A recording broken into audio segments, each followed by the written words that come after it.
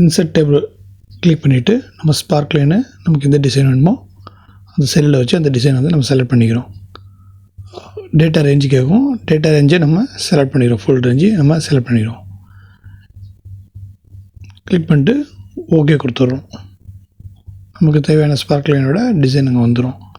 நம்ம இப்போ வந்து point, high point, low point, first point அந்த மாதிரி வந்துட்டு உங்களுக்கு ஏதாச்சும் கொடுக்கணும் அப்படின்னா நம்ம வந்து இண்டிகேட் பண்ணுறதுக்கு வேண்டி கொடுக்குறோம். லோ பாயிண்ட் வந்து நம்ம லோ மார்க்குக்காண்டி நம்ம ரெட்டும், ஹை பாயிண்ட் வந்து நம்ம வந்து க்ரீனும் நம்ம செலக்ட் பண்ணிக்கிறோம். இப்போ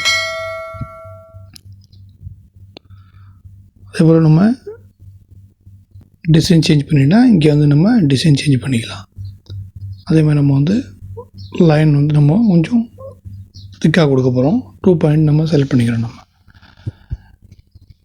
நம்ம லெஃப்ட் சைட்லேயே நமக்கு அதே மாதிரி நம்ம ஃபஸ்ட் பாயிண்ட், செகண்ட் பாயிண்ட் இந்த மாதிரி நம்ம செலக்ட் பண்ணுறதுனா நம்ம அங்கே வந்து கொடுத்தோம்னா நமக்கு ஈஸியாக ஐடென்டிஃபிகேஷன் பண்ணுறது ஈஸியாக இருக்கும். நம்ம மார்க்ஸு 2 லைன் எப்படி போகுது அப்படிங்கிறதுக்காண்டி ஈஸியாக வந்து நம்ம பார்க்குறதுக்காக வேண்டி இங்கே நம்ம செலக்ட் பண்ணிக்கலாம். நம்ம செல்லு வந்து நம்ம அடுத்த லைனுக்கு ட்ராப் பண்ணிக்கிறோம். ட்ராப் பண்ணி ஈஸியாக வந்து நம்ம ஸ்டூடெண்ட்டோட பர்ஃபார்மன்ஸை பார்த்துக்கலாம். நம்ம